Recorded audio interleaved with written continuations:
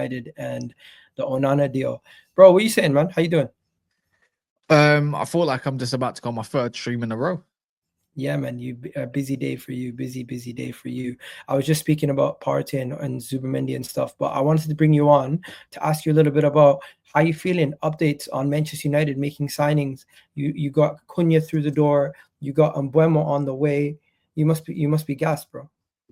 Yeah, man. Hey, you can't defeat me right now. I was just talking to my chat just a minute ago, thinking there's no way on earth that I just don't feel like I don't want to get too greedy too soon. You got these signings coming through the door. One's already done, the other one's gonna be done. So it's like, what's next? I feel like we're always looking at what's next. We need so many signings. The fact that 2 are going to be in the door within the space of weeks is like signed and delivered potentially. It's just. You feel really nice as a fan right now. You got to think about it like this, Egal. Yeah, I'm going to link this back to you ages ago. You had Saka as a young player, right? But you had some dross, like other than Aubameyang. But it's like, even if you could lead back to that, it's like you've had some absolute dross that had just not lived up to scale, like Pepe, right? So, or Lacazette, hot and cold. Now imagine that, but 10 times worse. Garnacho, Mount, doesn't matter what you put there. It's other than Xerxes, who's not a goal scorer, I'm not getting off my seat. And obviously, Kobe got limited opportunities. And you go from someone that's got 2 players that have been apparently overperforming their XG, like I give a crap about XG, right? It's night and day different. We need goals, and I feel like with these lot, it's gonna give me 30 goals minimum between them, as in terms of Premier League goals and assists. There should be 30 GA with them. You know what? Talk to me about people saying Mbeumo, Cunha making these moves is because they have no options. Do you think it's that, or do you think it's just Manchester United is the best option for them? They could be part of something special. I would have still thought, when it comes to Mbeumo, I thought Newcastle was actually probably the best move. I'll be real, because of like Isaac Gordon. But in terms of when he said long-term project, then that made me think, okay, cool. United's got a long-term project going. It is still Manchester United, but when you deep it, long-term project for someone like Newcastle, if they don't get, let's say, Champions League next season, they fail to do so, then it's like, okay, then teams are going to be lurking around Isaac and Gordon again. And you don't want to be the one that's just left there because you've just signed. I think that might have been a big factor. Potentially, anyways, that's just guesswork. You know what my factor is? I think you guys play, they're the best fit for you because they're able to score goals. They're able to play in wide areas, and they're not necessarily 1v1 wingers. They're not necessarily players who are just creators. I mean, they're they're goal scorers first, I would say. They're players who can do a little bit more than just one thing. And you guys need that versatility with the way you guys play. And they perfectly suit each other, playing one on the left, playing one on the right, and they can both drift into different areas, the interchanging. It just, the question I have is, who are you going to put up top? Is it going to be Xerxes, or is it going to be somebody new? On paper, for me, Xerxes makes the kind of more sense because of the profile. And then I wanted Mateta as well. That's why I said, okay, if I get Mitrovic, let's say on a loan, I'm not crying about it.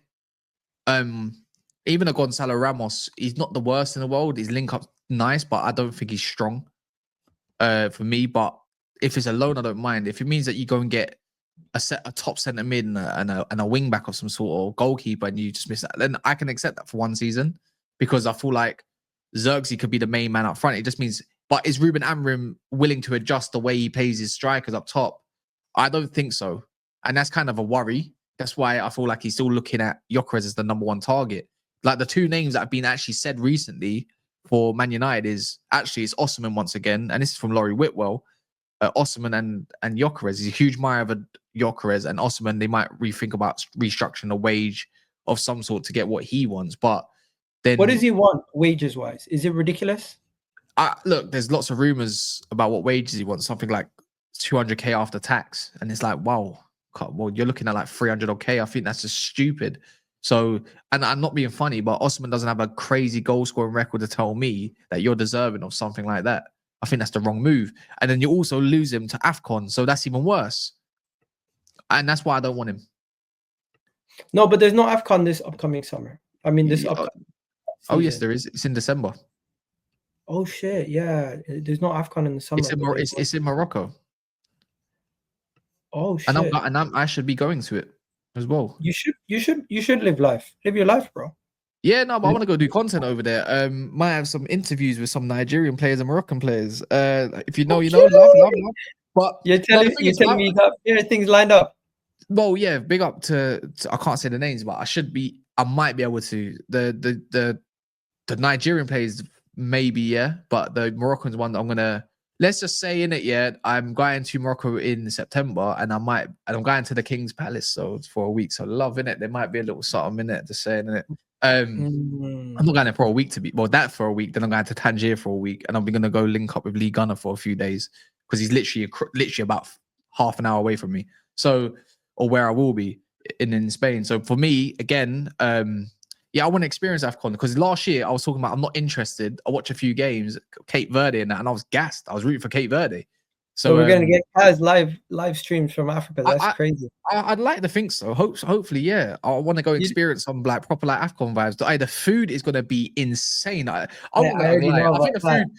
food. I think the food is gonna be more exciting than the football. But Hey, let Morocco's me got let some me just let me recipes. just bring you back to Man United talk quickly, and let's just do this because we haven't done this since last time you were on.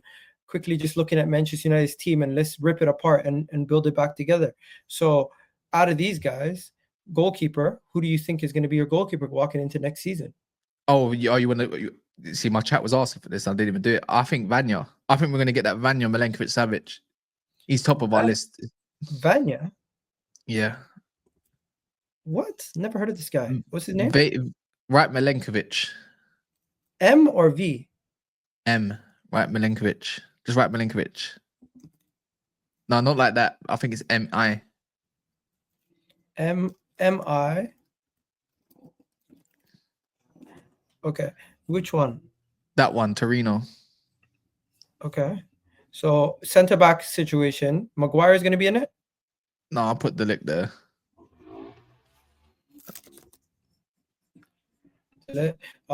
Left. What were you saying? Euro. Yeah, right. Is that Heaven? Just put Heaven there for now, man. Not Martinez. Hell no. I'm putting Aim in Martin- Heaven there. The thing is, you could put Euro or Mazarawi. I don't really mind, but I feel like knowing Amrim, he's gonna want a left foot over there. So Is that's he that, going to innit? put Ahmad on the right? I believe so. So Mazraoui's over here. What are we saying for the left? Do you already have him, or is he going to be somebody new? Um, we're looking at Estupinan for now, but I would say just put Dorgu in it. Estupinian from Brighton. Yeah, we're looking at Estupinan, but I'm not. There's nothing. We're not looking. We're not. Well, he's an option. He's one of the options, but again, I'm not. I'd still put Dorgu there for the time being, in it, This because guy. there's nothing. There's nothing. Yeah, there's nothing concrete for now. All right. What were we saying about midfield? It's going to be Mainu and who else? So Bruno, no, not really. Put Bruno there. Bruno staying. Yeah. See, I don't know for Mainu. See, I would like to think it's Mainu, but I don't think it's going to be. We're looking at we want an athletic centre mid. Now that limits. There's all different options. How do you feel about Bruno staying? Are you disappointed? Are you happy? Yeah, I'm disappointed, bro. I wanted 100 million in it. I wanted to rebuild the midfield. Now that makes sense. I get it. What can you do though when the club is not ready to move away from a captain and the fans are? It just goes to show the disconnect, because I think this would have been a perfect opportunity for them to move away from Bruno, even though I think Bruno's a good player, but the manager is nearsighted. He's not looking at the far. He's not looking at the vision. Yeah, I think he is. I think he just wants quality in and around the team, innit? You know, you got Bruno, you mean you got more added creativity, but it's like you have to have the perfect partner for him. And it's like, who's the perfect partner? I don't know at the moment. I wanted Wharton, innit? I think Wharton for me is the most ideal candidate for me. I just don't know if they're going to sell him and how much they're going to ask for is That's another going to cost question. ridiculous money. So you're saying Exactly. you don't have the partner Bruno's going to be playing with in your team right now? I don't know for now. Okay. So what are we saying? Mbeumo is going to be playing on this side. You're going to have Cunha on the other side, right? Yeah. No, it's not like CU. Where is No, it? CU NHA. There we go. So, and then obviously it's not Højlund. Worst case scenario, you start with Xerxes, and then See, this is what it looks like at the moment. Like, if it's gonna be this, and you're like, okay, what needs major work? Then realistically, you probably want to switch Mazraoui and Euro around. But for me, for me, I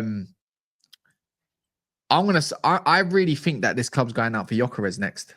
I'm being dead serious, yeah. Just because of what the room, like what Laurie Whitwell was saying there. I just think like he only wants Gyökeres and nobody else.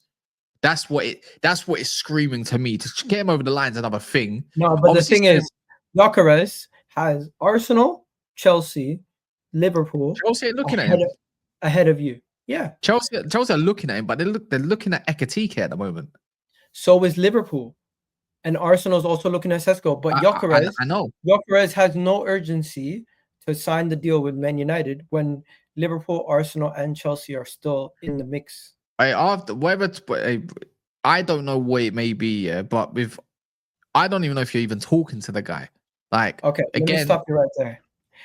Hopefully you enjoyed this video. Please do hit that like button, hit that subscribe button if you haven't already done so, and leave a comment down below what you thought of that video you just watched.